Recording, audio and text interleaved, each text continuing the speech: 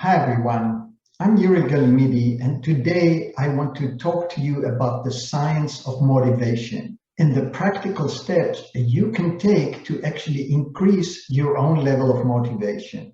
About 2 years ago, around tax time, I felt very demotivated and I just couldn't get myself started on doing my taxes. So, feeling very frustrated, ultimately, I hit the pause button and I did a deep dive into the science of motivation. I just really wanted to understand what keeps us motivated and what makes us so very unmotivated in certain situations. So, what I've learned can be represented in a motivational model that I want to share with you now.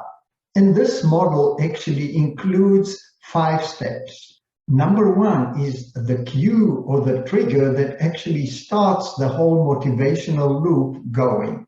Number two is our memory circuits buried deep inside of our brain. Number three are the emotions that these memories actually evoke within our mind. Number four is our motivation to act or our demotivation to procrastinate. And number four is the reinforcement of our memories that occur when we experience the same thing again and again and again. So let's start with an example that occurred about 2 years ago when I was confronted with the task of doing my taxes. So the first thing that happened is that I was exposed to some trigger. It could be a physical trigger, an external trigger, like something we see or something we hear. And in this case, it was the TurboTax logo that I kept on seeing on my computer desktop. Or it could be an internal trigger, a thought that somehow flashes inside your mind unexpectedly. Whatever it is, whether it is an external trigger or an internal trigger, those triggers evoke the memories that are buried deep inside the circuits of your brain. And your brain asks itself an immediate question, sometimes non-consciously. What does the logo of TurboTax or the flashing thoughts of having to do my taxes actually mean to me? And those memories could represent something pleasant that occurred for you in the past or something very unpleasant, which was the case when my brain brought up the unpleasant memories of having to do my taxes in the past. The next step that happens is that those memories are presented to the emotional circuits of our brain. And then our brain reacts again non-consciously to these memories, either by evoking some pleasant emotional reaction or by evoking some fear of pain or discomfort, very unpleasant emotions. And in my case again, the memory of the unpleasant experience of having to do my taxes year after year after year evoked a very negative emotion of discomfort and even some level of non-conscious fear that I faced every time I have to do these taxes.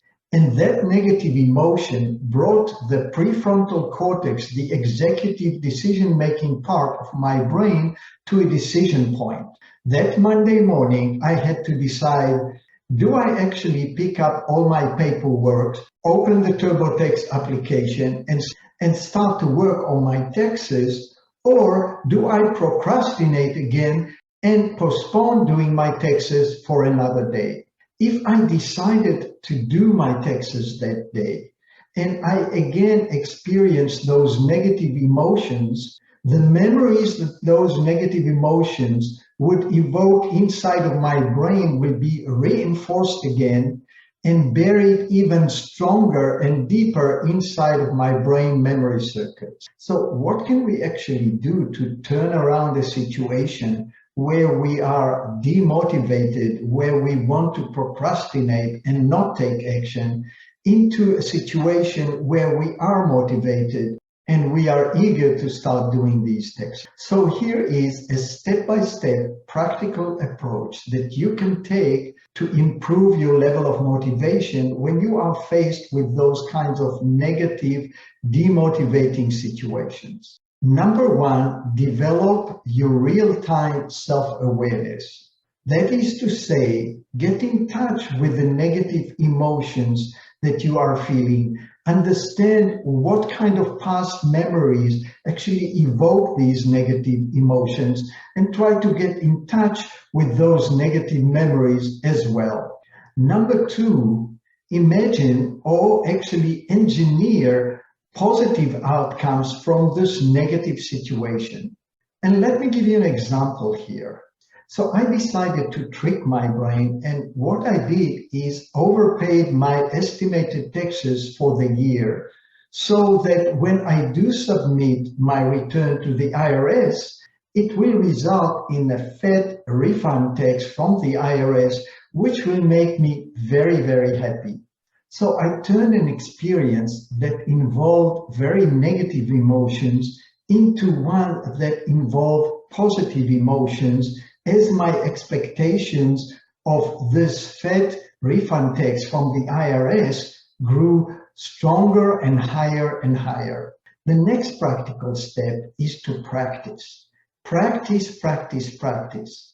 Namely, practice implanting inside of your brain memory circuits the positive experiences that will result from turning a negative outcome to a positive outcome for which you have very high expectations. And the more you practice, the more you create stronger and stronger positive memories related to that activity or that task that initially you felt demotivated about. So I invite you to try these 4 practical steps in situations that you feel demotivated about. And please do email me at yuri@thewilltochange.com the result of implementing this approach in your own life. I'm very eager to find out whether it worked for you or not. And before we conclude for today, I'd like to invite you to our free Career Strategy LinkedIn group, where we meet by Zoom every second Wednesday to discuss matters concerning our careers, challenges, and insights that could help us improve our career progress. So please click on the link below to join our free LinkedIn group.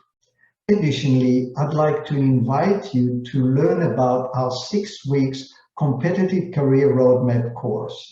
If you'd like to learn more about this course and possibly to enroll in it, please click on the link below this video. And finally, if you like the content of today's video, please click on the subscribe button below, and also don't forget to click on the little bell, which will remind you every time I share a new video, which will be every Tuesday. And until our next video, please take care, stay safe, and remember, there is no growth inside of your comfort zone. Bye-bye.